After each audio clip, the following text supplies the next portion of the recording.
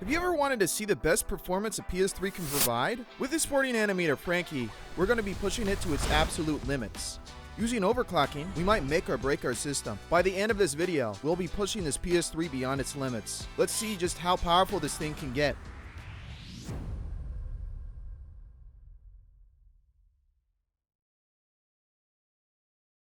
With the warnings out of the way, let's discuss what core clocks we'll be doing in this video.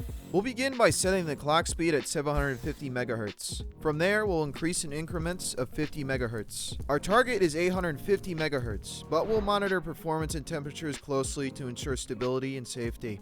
Please be aware, in most cases these are very high core clocks. I would recommend starting lower and climbing. So anyways, what is overclocking? Overclocking is like cooking a meal on high heat to make it more fast and intense. Imagine your PS3 is a pot of soup. Normally you'd cook it on medium heat, but overclocking is like turning up the stove to high to get it done quicker. Just like high heat cooks food faster, overclocking speeds up your PS3 for better performance. Now, be careful not to go too high, or you'll burn the food. I wonder if my warranty will cover this. So, what's the point in doing it?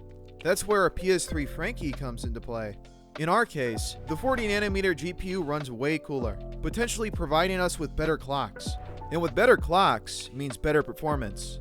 The bonus being, my Frankie 801 will cool down the 40nm better than other PS3 variants. So is it worthwhile overclocking a Frankie? Stick around and find out.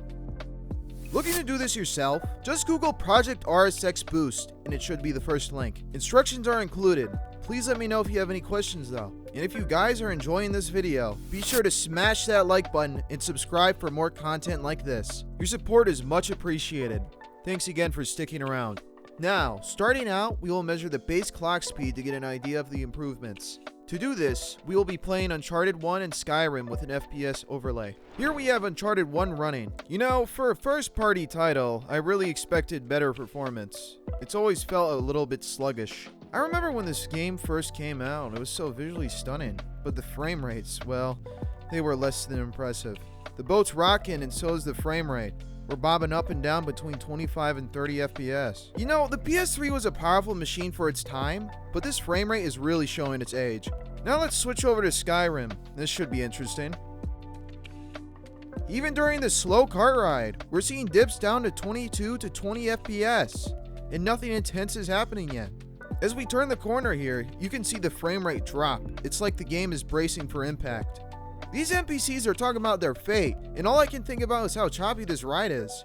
Even this simple kart ride feels like it's in slow motion because of the low FPS. Skyrim runs terribly on the PS3, mostly sitting around 25 FPS on average, with dips to 20 to 22 FPS, even when nothing much is happening. With our base measurements in place, we'll start the overclocking process. We'll begin by setting the clock speed to 750 MHz. Let's find out how our PS3 Frankie handles the increase. Please do not use my clock settings starting out. These clocks can brick your console, so please refrain from doing these.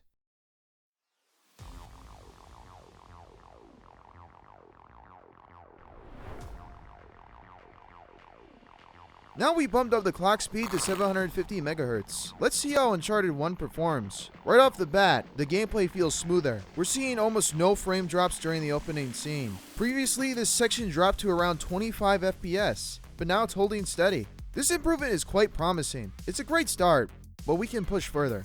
Switching over to Skyrim at 750, the improvement is not that great. We're getting around the same, maybe 1 to 2 FPS more on average. I'm guessing it's just going to depend on the game. Skyrim had horrible optimizations for the PS3.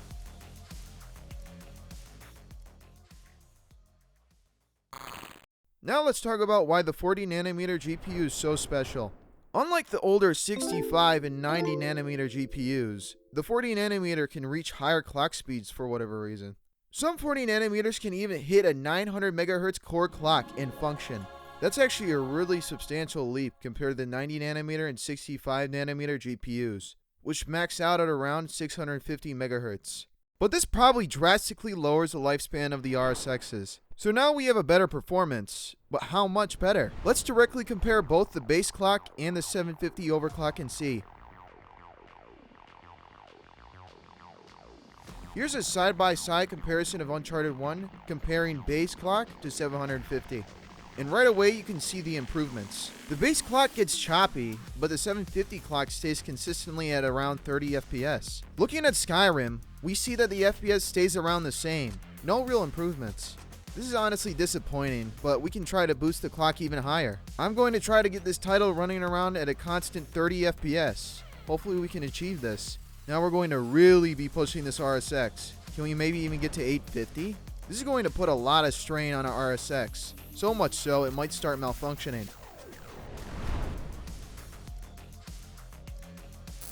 Here it is, 800 clock in Skyrim. Look at that FPS.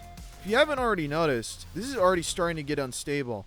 Graphical artifacts everywhere. On the bright side, we're approaching a constant 30 FPS. Now it's time to really push. I've installed the patch for 850. Now let's see how much FPS we can get. Oh. Well, that's not good. Let's just see what happens.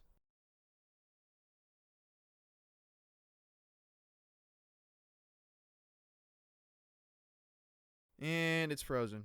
This is really not good. Well, on the bright side, we didn't experience any explosions.